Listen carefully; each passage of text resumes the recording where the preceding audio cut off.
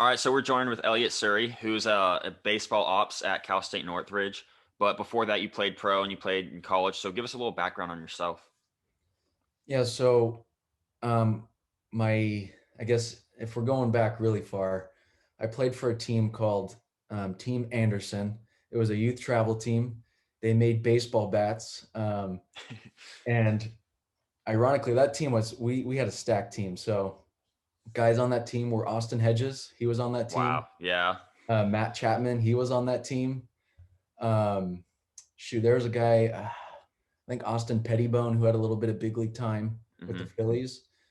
So I mean, it was a stacked team, and I mean, I got some playing time, but not a whole lot. Um, just it's tough to break into a lineup with those guys. Yeah. Uh, then I went on to play high school at Crescenta Valley High School. Um, had a great 4-year career there, playing for varsity, and then was fortunate enough to get a scholarship, go play at UC Irvine, which has a special place in my heart. It's somewhere I always enjoyed going to watch games. I enjoyed playing there. I enjoyed playing for the coaching staff as well. Um, and I've been really fortunate to for my career to be very linear, where I haven't had to make a whole lot of too many changes from shifting from one organization to another, one school to another.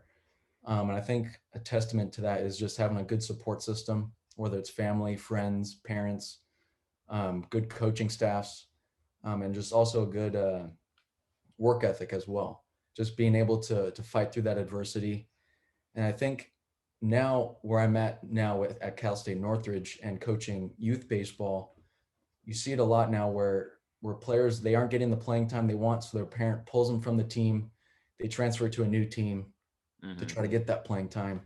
Same thing happens at schools, and I'm not saying that it's a bad thing that transferring is bad. You shouldn't do it because it's for the right guy, it's perfect for them.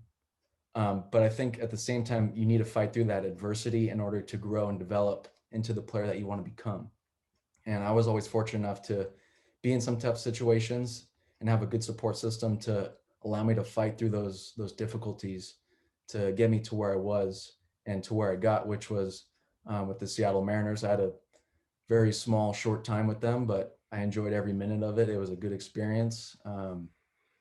Met some great guys along the way, just like yourself.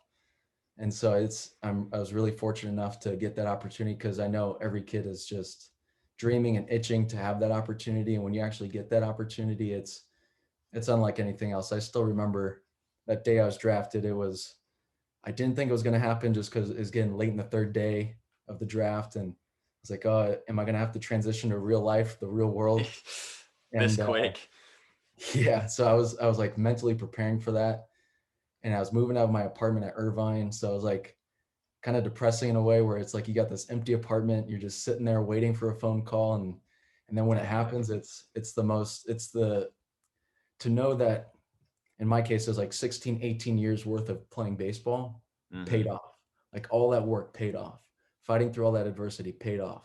So for anyone that's listening to this, like if I have one piece of advice, it's fight through that adversity. Know that you can always give more. Just because I know, even though I know I worked hard, but looking back on it, I always think I could have worked harder. That's just my personality.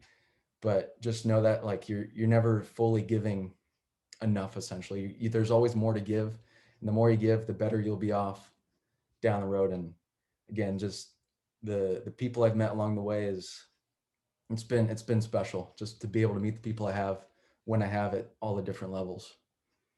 That's awesome. So you're saying, back in high school, you got, scholarship to play at Irvine. When did that kind of like, not just Irvine, but when did like the legit, like bigger name scouting start to happen and pick up? So really, I wasn't.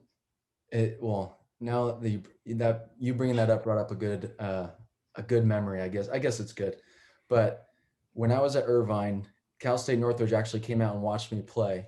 They saw me pitch. They liked what they saw, and they wanted me to come out to campus and see everything, but they wanted to see me pitch one more time. So I told them when my schedule was, and this was had to have been the summer going into my senior year, I believe, of Okay. high school. And so they came out to watch me pitch. and the coach had left me a voicemail on my phone saying, "Hey, I'm coming out to watch your pitch, blah, blah, blah. Give me a call when you're done." And unfortunately, that day was not my best day. Oh I goodness. could not find the strike zone. I had to have been sitting 78 to maybe 80 on the radar gun. And I checked my phone after the game, so I had a voicemail from them, called them back, but never answered and never returned my phone call. Oh So it was, and it's kind of funny thinking about that just because here I am working for Cal State Northridge. yeah. So it's ironic in a way, but there was never really like big time scouts coming out to see me that I know of. And then shortly after that instance with Northridge where the coach came out and never returned my phone call, I get an email from UC Irvine from the at the time the pitching coach, Jason Dietrich. He emailed me just saying, "Hey, what's your summer schedule?" So I sent it to him. I saw him. He came out to a game. I saw him there. I said, "Okay, this is my chance to get a little bit of redemption for myself to really prove myself." I saw he had a camera. So I was like, "Okay, I'm just going to hustle everywhere I go on the field, try to put on a show, essentially just make myself stand out." And so, yeah, I pitched well that day, fortunately. And it kind of led to um, the next thing, which was essentially getting another email. "Hey, we want you to come out to campus. We want to show you around, blah, blah, blah." But other than that, never heard from any other school. Irvine just kind of fell into my lap and I kind of fell Okay. into theirs. And So it's a perfect case of, like not being the standout, freshman, sophomore year of high school and just working when you have the opportunity. I mean, working always, but like when you have the opportunity, just doing what you can to kind of make it happen. yeah, I always tried to, I was never, I guess, the superstar on the team. I was always just kind of like that. Hey, that guy's kind of good. That guy's not bad. But I was Hmm. never that like headliner name, at least in my opinion. Yeah. So I always kind of had to work for the things I wanted. Again, just because I didn't throw hard, wasn't very big, wasn't physical. I was going to put the ball in play. I was going to throw strikes. I was going to do all that stuff. But I really had to work for those opportunities. I learned that at an early age, just knowing that, hey, if you want an opportunity, you kind of have to work for it. You got to work for those opportunities, and when they come, you better be ready for them. Hmm. Definitely. So once you get to Irvine, what's the kind of differences in just overall program? Not comparing like, your high school to Irvine itself, but just kind of like college to high school in general that you weren't expecting. That's a good question.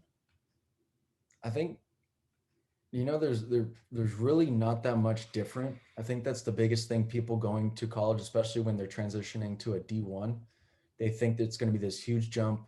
It's a huge difference, but really, everyone in the other lineup is probably every high school team's best guy, but you got 9 of them. Hmm. And you've faced those guys before. They're a little bit stronger, they're a little bit bigger, but it's essentially the same game. Nothing's really changing. That pretty much goes at every level.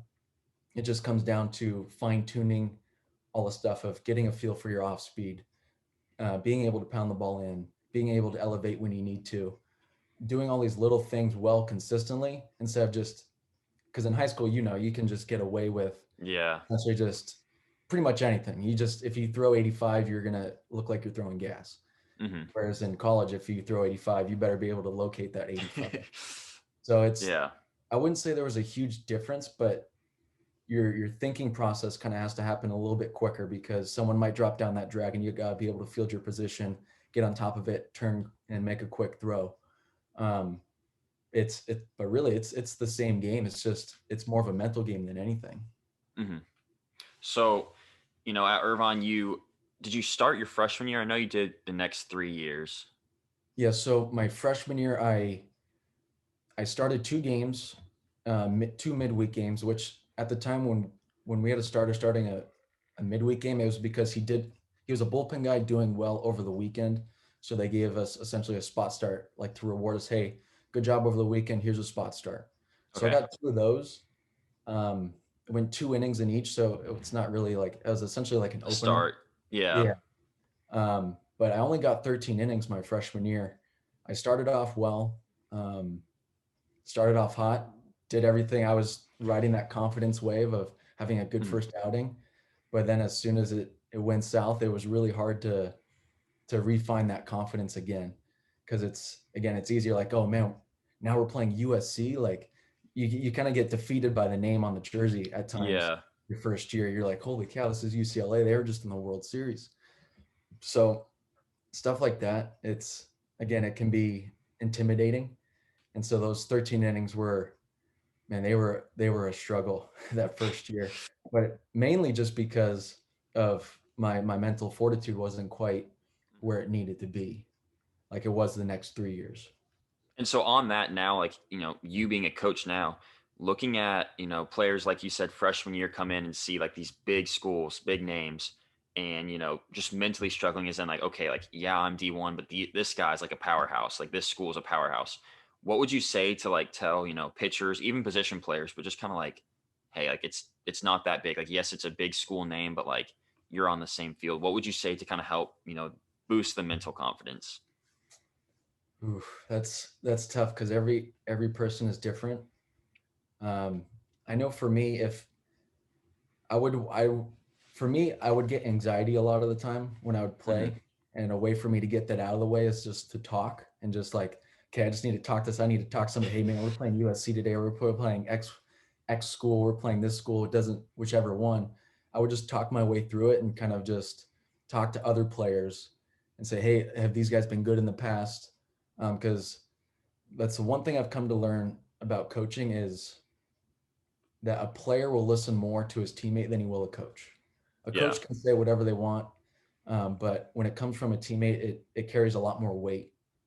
So, I mean, if there's any freshman, any person listening to this that kind of feels that way, then hey, just talk to your teammates, find a way to what they've dealt with, because I'm sure they've been in the same spot as you. So what better person to talk to that's been through it the most recent, right? If you have a young coach, it's easy to talk to them, but if you have someone that's a little bit older, Hmm. for the coach, it might be a little bit more difficult to connect with them. So your teammates are kind of your should be your best friends. They should be the ones that you go to when you are struggling. So back to you mentioning UCLA going to the College World Series, your sophomore year, y'all win. How was that? That was that was an unbelievable year. There was so many hurdles. One in my personal life, things I was dealing with on the field, off the field, um, injuries as well. I had a ruptured appendix that year, that fall, so I had Wow. to deal with that. That was 3 months recovery. So I recovered from that, and then I threw a live batting practice session in January, um, and then I strained my oblique. So it's Mhm. like a month before season now, and I'm trying to fight for that starting spot. Where coming off a year, I only threw 13 innings. It was I was trying to put some pressure on the coaching staff to make their decision hard. Um, so strain the oblique, start working back to health, and then my mom passes away. So now you got that to deal with right before season. So it was a whole lot of stuff coming in at once. But once I got back to baseball and playing on the field and being around my teammates, it kind of was an outlet a little bit to be able to just just go out and play. Don't There's other things in this world that are way more important than baseball, but baseball should be fun. It kind of was a harsh reminder of Mhm. how fun baseball can be and should be. So that's and then going through that whole year, it was like I mean, it's cliche and kind of cheesy, but just a magical ride. The whole way. We had a good team, and once we got to the World Series, it was just like every kid's dream. I remember watching those things on TV and thinking, man, like how cool would it to be there? But like, what are really my chances of getting there? There's 300 schools, Yeah. and only 8 go. And so to be in that position was unbelievable. The experience was great. They treat you like kings. Police escort everywhere. Wow. Um, the when you talk to the fans, I would go and watch other games, other teams play, and the fans would just talk to you, and they'd just like tell you like, "Oh, you're our dark horse, UC Irvine. They're our dark horse this year." The people of Omaha were awesome, good to talk to, and if even as a fan, if you ever have a chance to go, it's one of the best experiences that I've had in and on a baseball field. What do you think would be your favorite, I guess, like individual memory from that experience besides on the field games? Just speaking like from that year, Yeah, or I mean, just like from like the College World Series, maybe the trip to it, or just like, you know, plane or bus. I guess y'all probably took plane, but Yeah, so the one memory that sticks out actually, so this picture right behind me, I'll show you.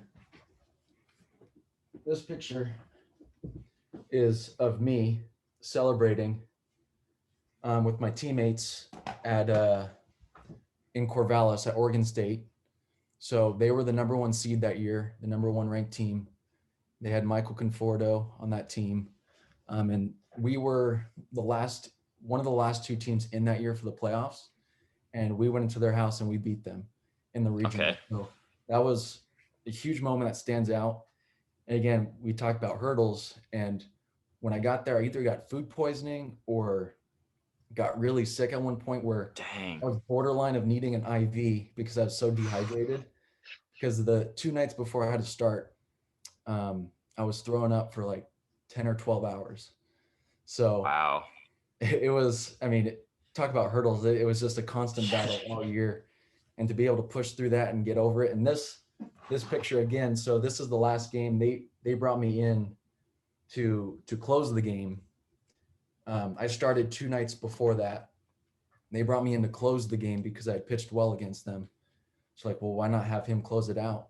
Hmm. So to be able to have the coaching staff trust me enough to go back out there on short rest and get the last 3 outs in a 4-2 baseball game was pretty awesome. And to be able to throw my glove and point to the sky and celebrate and just hear the silence of the crowd just dead Yeah. quiet. It was an unreal experience, and it was really cool. It was actually the second time I had dogpiled on that field, because the summer after my freshman year, I played summer ball in Corvallis for the Corvallis Knights. Okay. And we won the championship that year and dogpiled on that field. So to be able to dogpile again on that field Yeah. and to go to a super regional was really cool. That's awesome.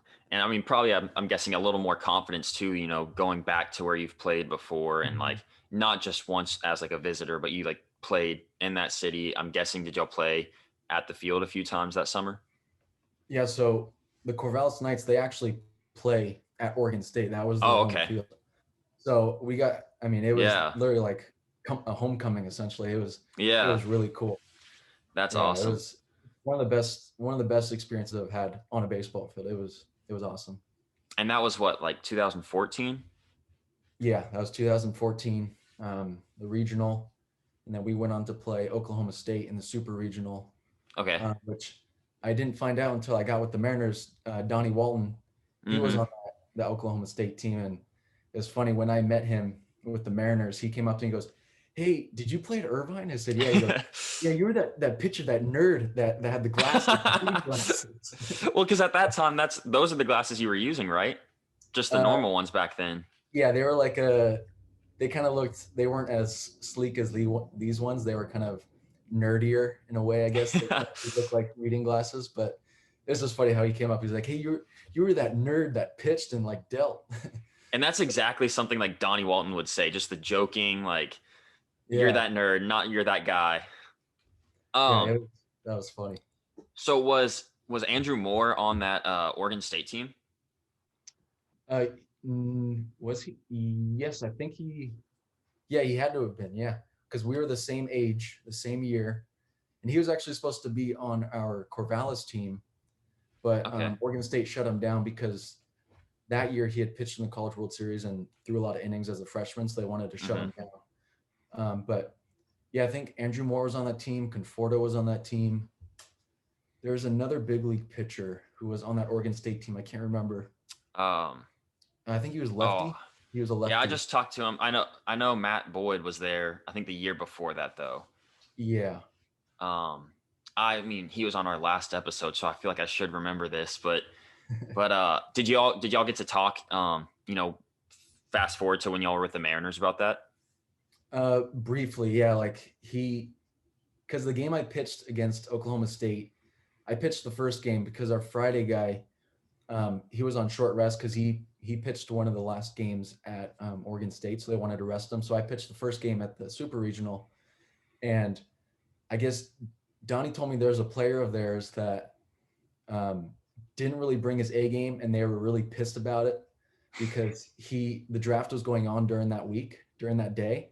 And this player kept thinking he was going to get drafted first round, and he never did. So he was essentially frustrated during the game and didn't play his best. And so Donnie was telling me all about that. Like, yeah, man, this guy, we were all pissed at him because he wasn't focused. We are trying to win the game. I think we ended up winning like 8-2 or 8-4. I can't remember the score, but we came out early with a lot of runs that they weren't really expecting from us. So we kind of talked briefly about it, but we didn't go into a whole bunch of depth. But it's the one thing I learned though, as you go up a level, the baseball world just keeps getting smaller and Smaller and smaller. and Oh, but I was smaller. talking about like, talking to Andrew Moore. Oh, gotcha. No, actually, I don't think I've ever even talked to Andrew Moore He'll say, before. I think he got drafted the year before you, right? Yes, he did. And then he went pretty quick through the minors. Yeah, I never really got the chance to speak with him or get to know him that much, just because he was drafted a year before, so he was kind of always a level above, and I didn't play pro ball long enough to get to where he was. But yeah, that's again when you think about it, like you look back and all these names, like man, I played with that guy, or oh, I met that guy, or played against that guy. Just it's crazy when you Yeah. look back at it now. So I guess back to when you're at Irvine, when did, pro talks start to kind of become a possibility? It's funny. I remember my sophomore year, I had a class scheduled during practice, so I always had to leave practice early. And I was leaving to go to class one day, and Coach Mike Gillespie, he goes, "Where are you going?" I go, "I got class skip. Like, you want me to get smart or you want me to get dumb?" He goes, "You don't need to go to class. You're going to be a 15-year big leaguer." Like, he Dang. said that kind of like just walking through the hallway. And I thought about that. Like, I still think about it. I'm like, did he really mean that? Or was he just saying that just to like be nice? But if you ever got the chance to know him, he was a sincere guy. Um, he meant every word, whether it was harsh or not. But he had all of the right intentions for you. And I really do think he meant that. So that's when it really started to like turn my wheels a little bit. My head was like, yeah, maybe he's right. Maybe I should really just dive into this. Like, I want to be a professional baseball player. Because I never really fully said, you know what, I want to be a professional baseball player. I was like, I knew I was at school. I was going to get a degree. I was going to play baseball. I was going to enjoy doing it. And then if anything after college is a bonus. But Yeah. once I heard that, then I was like, you know what, maybe I should really try to become a professional baseball player. So then that's kind of where it all really started to take off, where I really started to focus in on what I wanted to do. So when did the talks from like, like the scout or like the questionnaires for the draft and Yeah. scouts come into the picture? I got a couple of those junior year, just kind of standard. Every junior player that's seen playing time will get one. I never took them too serious because I've heard mixed things about them. You get a questionnaire, it like you think like, oh my God, they want me. They like this is my golden ticket. Yeah. But they're kind of just handing it out. They want to get to know you more, so they can keep you on their radar. So it's probably junior year, senior year a little bit more, where I was actually getting phone calls my senior year, whereas junior year I didn't get any phone calls. But I also didn't have the best year my junior year. It was like a 4 ERA. I had a brutal year. But my senior year I actually got phone calls from scouts that wanted to just know a little bit more about me, which I think I maybe spoke to 2 or 3 scouts, one of them being the Mariners. But yeah, again, that whole process is so much fun just because as a kid, you're like, oh, what a dream it'd be to just like Yeah. talk to a professional team. And the fact that they're reaching out to me, it's not me, the other way of me trying to like get their attention. Like they're the one that's seeking me, which is a really cool experience to be able to go through that process. But for a player like me who had to constantly work for everything, I wasn't getting those phone calls till junior or senior year. It's different for other guys that I played with, like Keston Hira, for example, first rounder, second baseman for the Brewers. He's also a guy, he would tell you though, that he's had to work his whole life for everything he's gotten. But I've never seen a work ethic like his. And so the fact that he was a first rounder, he had to work for that and he deserves it. And it just goes to show that, yeah, I probably could have worked a little bit harder to put myself in a better position. But that starts at a young age, and it goes way, way back where you have to really start pushing for that stuff. So I know you're a big Red Sox fan. Did you ever get, like even just the draft questionnaires from Boston? And was that like, extremely special if you did? That's it's funny that you say a big Red Sox fan, because I wouldn't consider myself a big Red Sox fan, but I am a Red Sox fan because I Okay. definitely don't like the Yankees. So all you Yankee fans, I don't like you. But yeah, if I got one from the Red Sox, that would have been pretty cool. Just the history behind that team. hmm The earliest World Series I can really remember watching is that '04 World Series. That's like one of the ones I can really remember.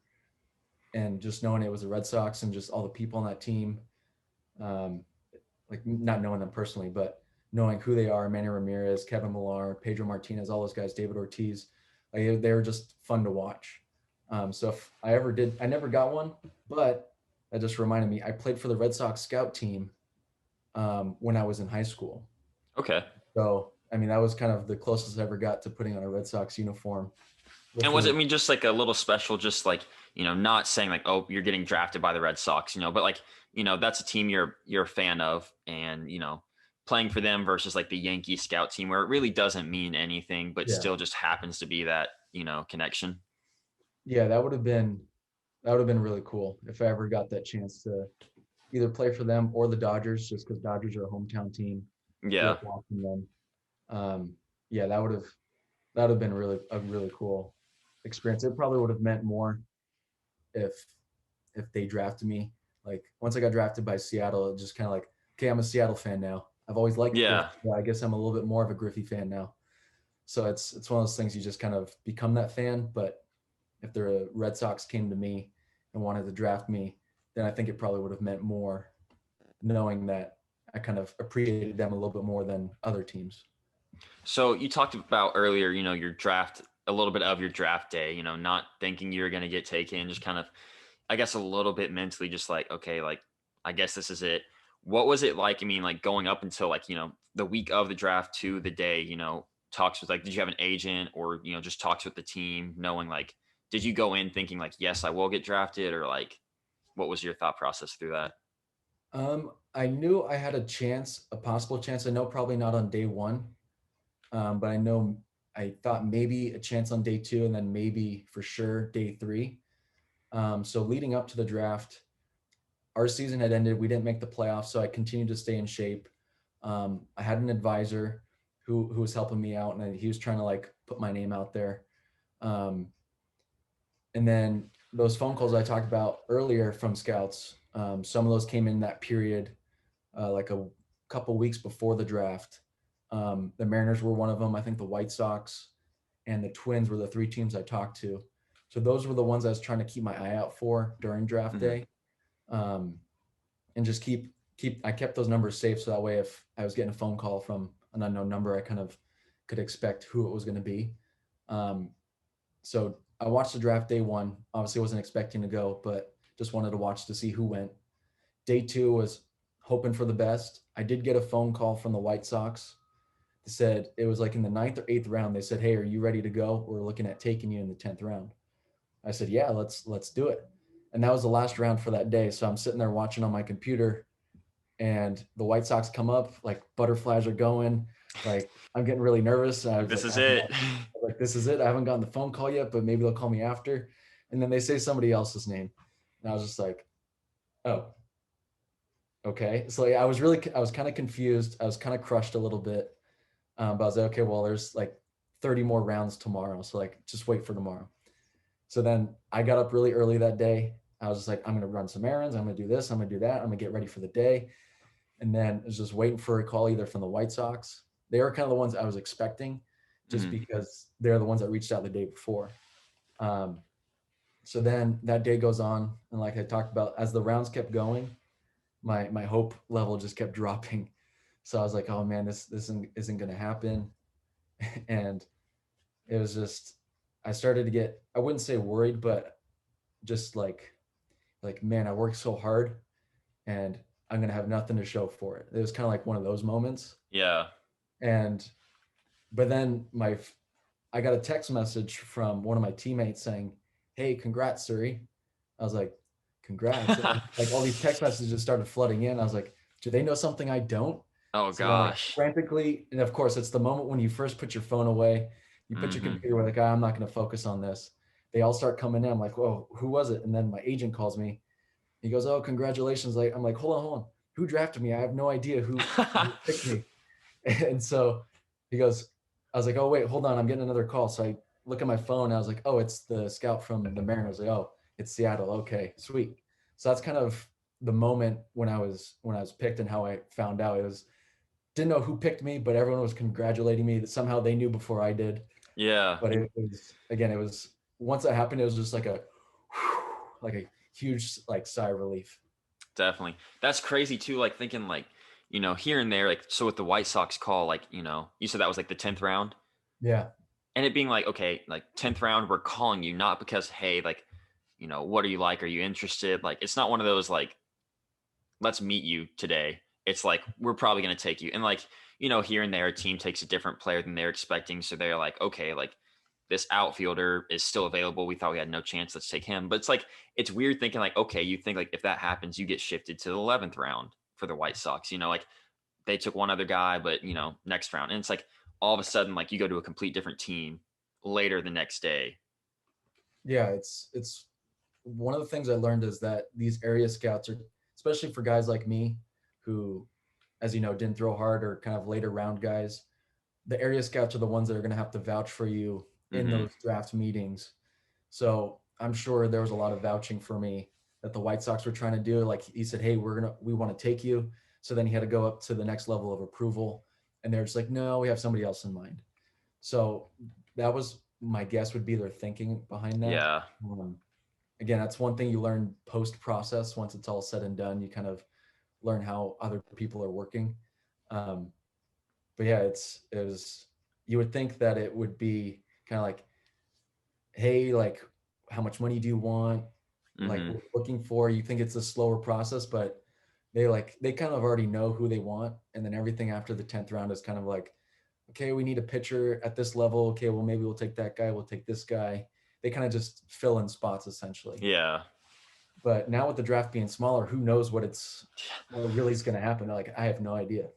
It's crazy seeing like the guys that would be like first round picks normally now skipping it completely because of like, going to college or like complete opposite, like signing for the minimum 20,000 where you should get, close to a million. Or it's just crazy seeing all that with this year's draft and I guess this coming year too. Yeah, it's just crazy to think too how my pitching coach I had at Irvine, who before they had the slot amounts in the draft, he got drafted his junior year by the Cardinals, and he was like, "You know what? I want to go back to Irvine and go for my senior year to try to earn more money." Like the fact Mm. that a junior could go back to college for a senior year to try to earn more money, where now it's like it's the reverse. It's like if you Yeah. start your senior year, you're screwing yourself Mm-hmm. essentially. So but now like with I don't know what the how many rounds they're gonna have now, but I mean, shoot, like you really only have a chance of getting a good signing bonus if they know who you are. Like if you're a big Yeah. prospect or you're kind of on their radar already, which is crazy how they just are taking advantage of the system. But it's business, I guess, and that's just how it works. But Yeah. it's way above my pay grade, so I have no idea. So drafted with the Mariners, your first year was at Everett, right? Yes, yeah, with Everett. So what was that like, you know, on the field differences, off the field differences, talk about that year. Yeah, so it was definitely refreshing in a way, just coming from college. It's so structured. You have to present yourself in a certain way, I guess.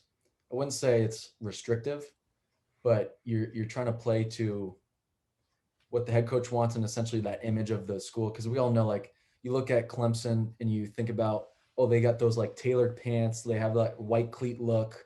You look at Mm. Irvine, they wear their pants up. Like every school kind of has their thing. And pro ball, you get that freedom to essentially express yourself a little bit more. So that's one of the things that I kind of enjoyed is you kind of just you can be yourself a little bit more than college. In college, you still can, but just to a different level. Yeah.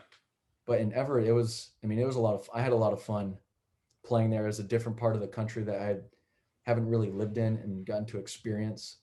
So that was a plus.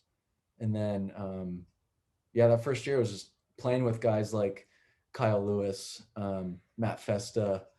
Um, Shoot, I'm blanking on some other guys' names, but That Everett team was just stacked.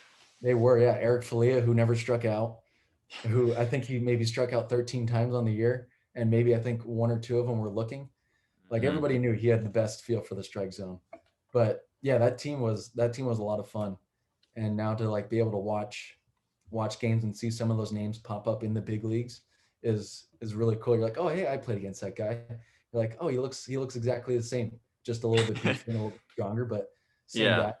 So it's one of those cool things. You meet these people along the way, you get to know them personally, and when you see them in a big league game on TV, you see that personal image you have of them versus like if I were to see Mookie Betts on TV, I'm just thinking, oh, it's Mookie Betts. I don't know him personally, but he looks like a cool guy. You don't know much Mhm. about him. So you kind of put him on this huge pedestal because he's Mookie Betts. Yeah. It's like these people you know personally, like you know things about them, you know their family, you know their wife or girlfriend, um, like all that stuff that you kind of like. It doesn't feel real that you're watching them on TV. So like to be able to see that is pretty cool. That's awesome. And so, you had that year in Everett where you did pretty good, if I remember correct. Yes, I'm fortunate enough when they made the baseball card, my ERA was still 0. So my only baseball card I have says a 0 ERA. That's awesome. And then, unfortunately, your second year, it was at spring training, you started to have some elbow problems and then kind of lingered for, I want to say it was like half the season, right? That it's just kind of like going back and forth. Yeah, so that was that was just something I'd never really dealt with. I dealt with shoulder problems before, but elbow that was something totally new. It kind of just came out of nowhere. I remember I was throwing a live batting practice session. It was like maybe a week before spring training was supposed to start, and I was there early. And um, as soon as I finished the live BP session, my elbow just started to like blow up like a balloon. I was like, whoa, this is Wow. really like, I was like, what's going on? This is weird. Like, I didn't feel any like, like you've seen those videos of people throw a pitch and they're just like, holding their arm. Hmm. Like, this wasn't like that. It was just kind of, I was able to finish. And as soon as I finished and shook the catcher's hand, it just blew up. And so I Wow. was like, this is weird. I talked to the training staff. We tried to rehab it. Um, I started to get back, and then I had a setback in a bullpen where I felt it again. It just never got right, and then yeah, it never got back to normal. And I was one of those cases where unfortunately the organization wanted to move on to put somebody in there that was healthy. That's just part of the game, part of the business side. So I understood that. Um, but it was definitely a tough pill to swallow. Probably one of Yeah. the tougher ones I've had to swallow in my life. So yeah, it was one of those things. But yeah, elbow problems they're just becoming more and more constant now in Hmm. And baseball. and what was it? Do you know exactly? Yeah, so I had a fractured elbow and Mm. a torn UCL and a flexor strain, so a forearm flexor strain. Yeah. So yeah, just all kinds of problems. Yeah. Did you ever get the UCL fixed or anything? I did. So once the Mariners let me go, I kind of took it upon myself. I was going to go out and play indie ball. I tried throwing some bullpens, but it just didn't feel right. It didn't feel right. It didn't feel normal. I felt like I was constantly have to do work to just get myself to feel decent to play catch. So I Hmm. got it looked at by another doctor, and they said, "Oh yeah, if you want to play, you're gonna have to get surgery." So I was like, "Okay, I'll do that." Rehabbed it, did all that stuff, but then started to do coaching, and that's where the whole coaching transition kind of started to happen, where I really enjoyed that side of the game a little bit more than playing. Playing was fun and competitive, but coaching, I felt like I had so much more to offer as a coach than as a player. Yeah. So, like you were talking about, coaching. I remember talking to you about this. That's when you started to, you went back to Irvine as a graduate assistant. When did that kind of come into the picture as like, hey, like, let's do this. Let's move to this new chapter. hey, is there like a spot open to do this? Yeah, so one of the things, I still had to finish my degree because I had to take another class as part of my major in order to finish my degree that I just didn't get to when I was still in school there as a player. So I told the coaching staff, hey, I'm going to be around. Like, I still want to be around the game of baseball. I'm going to be rehabbing my elbow. Do you guys need some extra help? And essentially they said, yeah, let's, more the help, the better. And one of the things I was pretty good at Irvine, besides throwing a baseball, was being able to pick pitches. So being able to see essentially how's the pitcher tipping his pitches with his glove. I Okay. got I got so good at it that they essentially wanted to bring me on board just to do that. So I was Dang. essentially from a coaching staff just to pick the other pitcher and to help prevent Irvine's pitchers from getting picked. So So what's okay? I'll interrupt right there. As you know, I'm a college pitcher. You see it like especially this year. You saw a big, what was it, Tyler Glasnow, getting big this year. What's one of the main like things that you would say like a just pretty common way players are tipping that don't notice that you would like give out there? I think the obvious one is a flared glove on a changeup. I mean, if you throw a changeup, your hand has to get around the ball a little bit more, so your glove is naturally going to get a little bit bigger. A tight squeeze on a slider because you're trying to get that death grip on a curveball or Mm-hmm. slider, so you're going to have a tighter glove. Um, Also, some of the stuff that people don't really realize is just the mannerisms of their glove. So, like, what position is your glove getting in? Is it straight up on some pitches and then at a little bit of an angle on other pitches? Like, Wow, these tiny little things. Like, I have this whole process of how I go about picking a pitcher, which is like a whole conversation for a whole nother day. But it allows me to be able to see if a pitcher is here versus there. Like, it's that's these tiny crazy. little differences with the glove, and it's once you learn it, it gets really fun and really competitive really quick. I remember at at Irvine we were playing UNLV, and I picked the pitcher in the first inning, and I had every single pitch. So I'm yelling it out to the hitter, get it, see it, letting them know what's coming, and the pitcher's just staring me down. He tries to do all this stuff with his glove, but he didn't realize I was picking him once he would stop his movement. On fastball, he was straight up, and on off speed, he had his glove sideways. He didn't realize that. He thought I was getting him on like flutters or his hand or something. So I was still picking him for like 3 or 4 innings, and he was getting frustrated. And that look of seeing a frustrated pitcher, but also know that we're getting the pitch It's and being right able at to, you. it's it's pretty cool. I mean, it's borderline Bush, but then again, it's like, dude, pitcher, fix your Yeah. glove. You're telling everybody. That's crazy because I mean, like, I feel like everyone, when you're in like little leagues, high school, like everyone's like, oh, like, you need to do this because people can pick it and like, you got to be consistent. It's like one of those, like, okay, like a little flare on my glove when I'm throwing a changeup, or like for me, a split finger, like no one's going to see that, like, especially in high school, no Mhm. one's going to, like, I could almost give a sign of a fastball and the batter not notice, like not pay attention. So that's crazy that even like in college, it's that, that small, like you said, like this to this, just that small detail. Mhm. It's funny. It's really a West Coast thing because anytime we would go and play like a Midwest school or an East Coast school, and we'd start making calls, they would start yelling Bush, Bush, and they like anytime I would try to yell to make a call to the hitter, the other dugout would be going to try to like drown out the sound essentially. That's So like crazy. they didn't really do it. So picking pitchers from East Coast schools was way easier than West Coast schools because West Coast is kind of known for that small ball tic tacky stuff, Hmm. and that's just kind of where it really took off. Where being able to see that stuff. So anytime we played another school on the other side of the country, I was always like, yeah, here we go. This is gonna be a lot of fun being That's able to pick all crazy. these. So now, at this point, you're coaching at UC Irvine. What is it like, full time transitioning from, player and even like that little bit of like, okay, I might, try to rehab, come back, get surgery, come back, to now like you are a coach. What is that like, just personally, and then, even like job wise, what's it like? Yeah, that was definitely another one of those moments where it's a really tough decision because again, you spend so much time wanting to become a professional player, to be a player. You spent your whole life as a player, so you're like, how can I just hang this up after 16, 20 years, whatever it was, of playing this game? Like it wasn't that easy just to say, you know what, I'm going to coach today, and that's Hmm. going to be it. It was a constant battle I had with myself. Like, should I do this? Should I go back to playing? So it definitely wasn't easy, but once I made that decision, it was a big sigh of relief of just think, okay, now I kind of know what I'm doing and what Yeah. direction I should start taking and focusing my energy, because it was so torn. It's like, okay, I'll rehab and play catch and throw a bullpen, and then I'm also going to coach this team, but I'm not fully invested in it. And my brain's kind of more over here.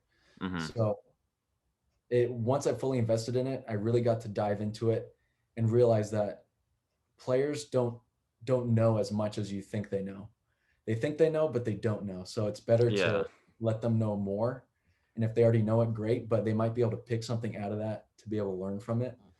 And again, that's one of the things I felt like I had more to offer is I knew what I had to do as a player, but I didn't necessarily have the physical talent to do it all the time. So it was hard for me to express that as a player, but as a coach, you're able to teach that and express it to the player in a different way. And that's the one joy I have is being able to tell a player something and teach them something in a different way that they might not have heard, or that's easy to comprehend in a simpler fashion. And from just a younger person, I know you have that older coach. It's like, what does this guy know? He's like really old. Yeah. Whereas, And even then, like you know, recently pitching in college and being pretty solid in college too, but also, that little bit of like, yep, he played pro. Like it doesn't matter how long, where, what team, his stats, like he played pro, he knows what he's doing. yeah, And I mean, especially at the young age too that you coach also. it's funny you say that. So um, about a week or two ago, so I was coaching my little guys. This 7-year-old comes up to me. He was new to our team, so he didn't really know me. And I was telling the players something. I was like, "Oh yeah, when I was with the Seattle Mariners, we used to do this, this, and this." And one of the kids just like immediately looks at me and goes, "You you played in the MLB?" I was like, "Well, not the MLB, kind of like the minor leagues." And he just like was starstruck at that moment when I said professional baseball Seattle Mariners. He goes, "I've never met a major leaguer in my life." Like just like how starstruck he was so it was so funny, but also so cool at the same time to just see Yeah. that pure joy of a kid and how much he just like looks up to somebody with that kind of experience. And to Hmm. be able to offer that kind of experience to a younger generation is also really cool. So what's the transition like from you being at UCI as the graduate assistant to now at Cal State as like a full-time, baseball operations? Yeah, so I mean, it's kind of a long story, but to shorten it and condense it, so I have a video production company. I was doing video production stuff for Cal State Northridge's athletic department for their previous baseball staff. That staff got let go. I showed up one day into the office to deliver some footage that I had taken from the previous year to give to their athletic department. While I was in there, I met the new baseball coaching staff, and they knew who I was because a lot of them were Big West guys, and I had played against them, so they recognized me and kind of knew who I was. And they're asking like, "Oh, what are you doing?" I was like, "Oh, I have this video production company." And they're like, "Oh, are you playing baseball still?" I said, "No, I'm actually doing a little bit of coaching on a youth team." They're like, "Oh, do you want to help us out here?" And that's kind of where it all kind of springboarded Wow. everything. Just I happened to show up in the office that day at Northridge, and I just happened to meet the coaching staff that day, and then it's just one thing led to another. So it's like one of those things where it's kind of like destiny in a way, where Hmm. it's kind of meant to be, where I'm kind of meant to be in the game of baseball. I'm kind of meant it just has this attraction, I guess, to me. I can't get it out of my life, which is a good thing. So that's kind of how it happened, really. And so can you like explain a little bit what you do? So it seemed like it was kind of when I looked it up, it was more of a little bit behind the scenes. And I'm sure you still get to do a little bit of your video stuff too, but like what is baseball operations and what do you do? Yeah, so baseball ops, at least at the college level, usually they'll hire baseball people because it's essentially your other coach, your other non-coach. So you're able to like watch practice, observe, throw batting practice, hit fungos. Assuming sometimes you can, obviously you have to get like this a whole bunch of NCAA stuff. But what the ops guy does essentially books the travel, orders the equipment, schedules any kind of um, pretty much events. It's kind of hard to. There's so many different hats you have to wear as an ops Yeah. person that sometimes it just kind of combines into one, and you're just like, I kind of do a lot of stuff. So any pretty much organizational stuff as far as practice planning, getting documents together, like little things like lineup cards. Who would have thought you need to order lineup cards and have umpire lineup cards with your logo on it, all this stuff. Mm-hmm. Um, like I said, the equipment, the travel, which is a huge one. Again, you think it's just like, oh, you call a hotel, you book some rooms, you call an airline, you book some flights, but you have to get all this other approval from the university. So you have to fill all this Wow. paperwork. So it's a lot of stuff, a lot of like paperwork. Like it's kind of like office work in a way. So like when we do get to go out to the field, it is a lot of fun. Sometimes I'm on the phone making calls to either other teams or hotels or trying to find food catering if we're on the road. That's another big one. If the hotel has food options around it, if it doesn't, then we have to find food, essentially call a place that can cater. So That's it's all these, crazy. you're essentially trying to like keep the student athlete afloat in a way. Yeah. Make sure that they have enough food, make sure they have their equipment, make sure they have all their toys, right? Keep them all together, make sure they're organized, and make sure you tell them when to be somewhere at what time. Um, so it's like you're just a big, like a sheep herder, essentially. Just herd the So sheep. it seems like as like a college player, it seems like all the things that you wouldn't think about and you take for granted, Oh, Yes, I just got to show up at like 5 in the morning to get on this bus, yes. and we'll get to the hotel at 10. That's exactly what it is. All the things, I mean, as a player, you wake up, you show up to practice, things happen, there's a whole plan, you just kind of go, you just do it, but you don't understand the process and the thinking of why are we doing this today? Why is it at this time? Why is the bus leaving at this time? Why do we have two Yeah. flights instead of one? Why are we getting per diem instead of a meal? Like all kinds of stuff.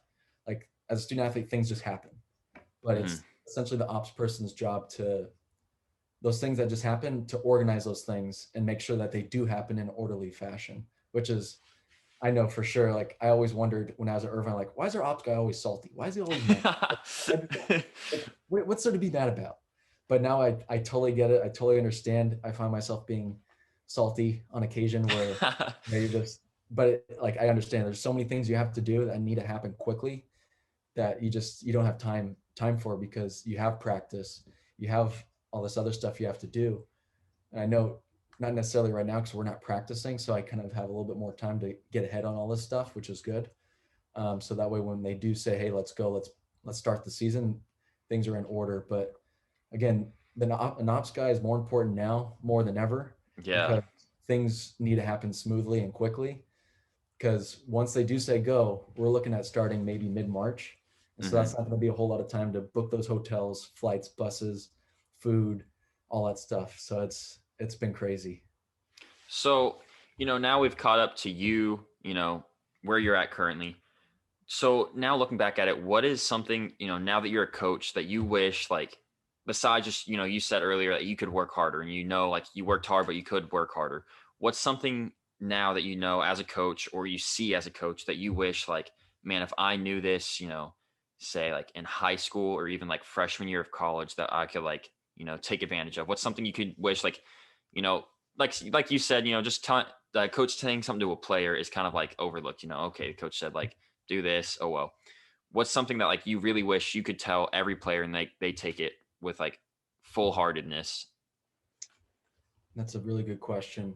I know, I know as a coach, sometimes it's hard to connect with a player and to get them to really understand the importance of um, certain parts of the game that they may take for granted. Um, so when a coach does have those moments of like expressing something that may seem very unbaseball related, so I remember at Irvine, we would win a game and get yelled at. I just never understood it as a player. I'm like, why are we getting berated? We just won. Like, who cares? Like, it's a Hmm. W. So it's one of those things. It's like coaches aren't trying to just win games. They're trying to help you improve. They're trying to help you become a better baseball player. Even if the scoreboard says you won, you probably didn't play your best game. Yeah. So when a coach has those moments, like really fully take it to heart and listen, because I know as a player, it's so easy to look over. And I know we kind of touched on it, but I can't emphasize it enough how most coaches, if not all coaches, they're trying to help the player. They're coaching for a reason. They're coaching because they know more now than they did as a player, and they want to share that information. And that's what I want to do. I want to share that information to young kids that I never learned, I never knew at that age. So that way they can have an upper hand essentially as they progress. And as a player, it gets so overlooked all the time. And so it's one of those things. It's when a coach is speaking, really listen and understand why he's saying that. Because if a coach is talking, he's talking for a reason. There's a reason behind it, and it's knowing what that reason is. That's probably my biggest piece of advice. Man, it's such a deep question. It's hard to really pinpoint an answer. Um, but yeah, work harder, listen to your coaches, and shoot, there's another thing. I can't remember what it was, but those are the big ones. Yeah, definitely. And so on that same kind of topic, what is, one thing as you can give a tip to someone that you did like great in your career to kind of get ahead, whether it was like, obviously everyone's going to show up to weight, show up to practice. What's something you think you did like outside of team practice, team events that you helped you, make it pro or even make it to UCI? Mhm. Um, Work ethic is the biggest one. Time management and always being the first one. Always Okay. being the first person was, I think, something I learned from my mom. She always liked to be early places. She was always the ones, most of the time, taking me to baseball practices, games, lessons, all that stuff. And I'd always arrive early because she wanted to be there early because it'd give her anxiety. So that's just it passed on to me, and I always wanted to be early. But at Irvine, I was always the first one, and that just became the trend. For 4 years, everyone's like, "Oh, Surrey's probably already there." And they'd show Yep. up to us, "Oh, yep, Surrey's here." But it translates to those younger guys. They're like, "Oh, the older guy, he's showing up first, even though he's a senior, but he's still the first one here. I should probably like try to do that." Now I Hmm. try to make sure that no one's going to beat me. I'm not going to let anybody beat me to be the first one there. If it means I show up an hour early, I'm going to be there an extra hour. So it's that little thing that may not seem important. Like, who cares if maybe you're the 10th person there? Who cares? But to me, that was really important. But it also translates to your game, like having that competitiveness on these little things. Um, but work ethic again is a huge one. I can't express that enough. Of you constantly just have to work. You're never going to figure it out. You're never going to have everything figured it out. So you hear it all the time in this game from other coaches saying, "Hey, I don't even have this game figured out. So like neither do you. Don't act like you do. Yeah. Just keep striving to get better." And that's one of the biggest things is you can always improve, not just on the field, but your stuff off the field as well. So like we said, the stuff off the field, it all those things you do off the field trickle into the stuff you do on the field. Showing up early, being organized with whether it's your schoolwork, shoot, it can even be your laundry. If you're Hmm. on top of your laundry of doing that when it needs to be done, you're probably going to be on top of cleaning your shoes before a game or having your locker in line and knowing where things are. It's Yeah. just it's all these little things that you don't think about, but they do trickle over to stuff that's on the field. Awesome. I think that's a great point. But so the last question, and I'll kind of throw it out different. What do you think about the Hall of Fame voting this year? Ooh. Um, that's a good question. I've been listening to a lot of MLB Network radio recently, listening to all the discussions on that stuff. Um, I do think I do think Kurt Schilling is a Hall of Famer. I know he says some stuff on Twitter that are very easy to disagree with, and but that doesn't really mean him as a player. Him as a player, he was dominant. He should be in the Hall of Fame. So all off field stuff, that's totally separate. Um, Barry Bonds, I think he should be a Hall of Famer. Yes, he did roids. Yes, he kind of cheated the system, and yeah, it might be doing Hank Aaron a disservice maybe, but you can't live those years of the late '90s to mid 2000s. You can't tell a story of baseball without Barry Without Bonds that. or Roger Yeah. Clemens. So it's if you take them out of it, and let's say the Hall of Fame's still around 100 years from now, and kids are going to be like, well, how come I look online, I see all this stuff about Barry Bonds and how good he was, but he's not in this museum that's supposed to tell the story of baseball? Hmm. Because at the end of the day, the Hall of Fame is a museum. It's trying to tell the story and the history of baseball. And yes, it's kind of a dark period of baseball, but it's still a part of baseball. It still happened. But that's where you get into the conversation of yeah, he cheated. So if we put him in, are other people going to cheat so that way they can get in? Yeah. The system's set up a little bit better now, where that can't necessarily happen. Back then, it was a little bit different because it was so Mm-hmm. new and fresh. Um, but I also don't mind there not being a Hall of Fame class this year because they still need to do the ceremonies for, was it Jeter, Yeah. Larry Walker? They still need to do those, so those need to happen this summer. And if you put these other people in the Hall of Fame with them, it would kind of take their shine away in a sense. Yeah. So So what I'm do you not think? mad about it. Do you think Clemens belongs in the Hall of Fame? You know, I've been seeing videos of him pop up on Twitter recently from like Pitching Ninja and like these nasty splitters he's throwing. I'm like, dang, that guy had a nasty splitter. Like Yeah. hearing how down he was, but also I've heard stories about him, so I don't know. I think Barry Bonds should be, just because he was a Hall of Famer before he got all big headed and started crushing home runs. He was still a really good player. Mm-hmm. Clemens, I don't know. I'm gonna leave a no answer on that one. Man, I'm gonna need an answer. I need a final answer before I decide to put this episode out. Take it. Okay. Clemens, I mean, because Clemens is my favorite player. I think no doubt he belongs in the Hall of Fame. So He has what, 7 Cy Youngs? yeah.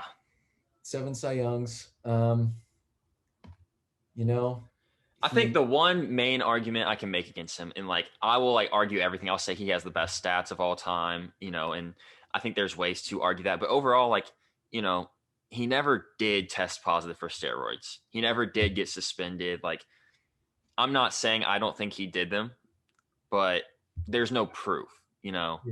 No one knows for sure that he did it, so you can't call him out for it. Yeah, and also to that point where even let's say he did test positive, steroids aren't going to magically help you throw strikes more. Same thing on the hitting side. It's not going to Mm-hmm. magically help you hit a baseball. You still have to have the hand-eye coordination to do that.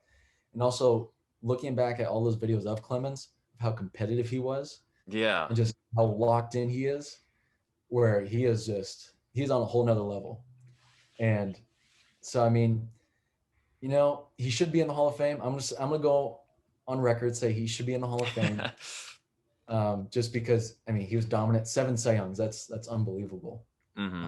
And just speaking of the Cy Youngs, how next year's class, I think Tim Lincecum is going to be his first year. Oh yeah, the first year ballots for next year are crazy.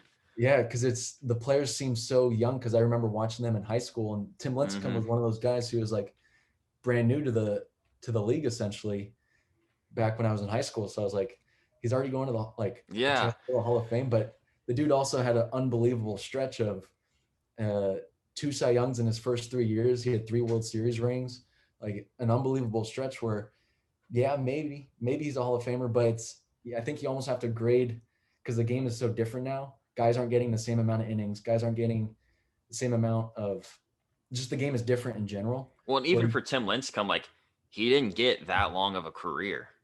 Yeah. But like what he did was like absolutely amazing. Exactly. So it's like all these guys had really long careers. It was like 15 to 20 something years. Mm-hmm. So they had the chance to pad their stats and get all those numbers. But now it's like the game is so different where the average career is of a major leaguer is like 5 years, and the superstar it's maybe 10. Yeah. The super all-stars, the super studs are like the Mike Trouts of the world. Those guys are going to be playing for 15 to 20, but they're a rare breed. Mm-hmm. So it begs the question of, okay, do we put the guy that played for 8 years but was dominant for 6 of them, like absolutely dominant? Do we put that guy in the Hall of Fame? It's like, are you doing everyone that came before him a disservice? So it's a huge, just constant battle with traditionalists and the new wave of baseball, I guess. But yeah, it's going to be crazy seeing, next year. Cause I mean, like we're talking about like Clemens, and I'm sure there's a few others I don't know the names of that are, their last year. Mm-hmm. But then also, like we said, like this new class, that's like their first year, but it's like, like a few of them are probably going to be first ballot guys. Yeah. Like Ortiz is on that list, and A-Rod's on that list, I think, as well. Mm-hmm. And so it's like, if I've been hearing on the radio, they've been talking about like, well, if you put Ortiz in, you kind of have to put A-Rod in because they both tested positive. Yeah. Ortiz took a different route though, like of how he kind of admitted to it in a way. A-Rod just continues to deny it essentially. And it's like, you know, I'm a Mariners fan, but like, you know, I'm not the hugest A-Rod fan, and I'm not even a huge Ortiz fan, but like to me, it's just like there's no way you can't have David Ortiz in the Hall of Fame. Yeah, that dude is the most clutch postseason hitter Mm-hmm. ever. Like, how do you not put that guy? How do you not tell the story of the 04 Red Sox, the 07 Red Sox, the 13 Red Sox without David Ortiz? Like, you can't. Exactly. That guy got all the big hits. You can talk about Kevin Millar and how much of a help he was. You could talk about Dave Roberts and the stolen second base in 04 against the Yankees, but what about Ortiz and the base hits? Like the clutch hits in Game 6, I think it was. Like you can't tell that story. So, And it's just even like Red Sox fans like will like every single fan like from now on will still like absolutely cherish Ortiz. mm-hmm. And I feel like in a way kind of A-Rod's kind of kicked around like, oh, we don't want him. Like the Rangers don't want him. The Mariners, you know, some want him, but like, you know, he's not part of us. Like, so it's one of those like there's no way you can't have Ortiz. But like you said, like it's kind of like, you know, the same thing. But even that, like, you know, if Ortiz gets it, you know, how come Barry Bonds doesn't? Yeah, it's going to be a constant battle. I'm sure. It's like, well, that guy tested positive once, and Barry Bonds technically never tested positive, and same with Clemens. But there's Yeah. this aura around them, surrounding them, which it's the unknown, I guess. For that generation of Bonds and Clemens, it's the unknown. It's Mm-hmm. like mythological. Whereas the Ortizes and A-Rods, it's like for sure, like you know they did it, like they've Yeah. So it's two different generations essentially, but leave that for the voters to decide. Definitely. Yeah. I think it's going to be crazy. But I wanted to thank you for coming on. This was a great episode. Hey, thanks for having me. Just being able to talk baseball and talk about my career, and I appreciate it. I appreciate our friendship that we've gained over the years, and meeting you in Everett, and I'll never forget. I think we took a picture on the field, and I had my Yeah. my hat. So I appreciate everything you've done, just putting this together and allowing players to kind of talk about this stuff, which is just get the voice out there, get the word out there, and I appreciate you having me on. It was a lot of fun today. Of course. Thank you.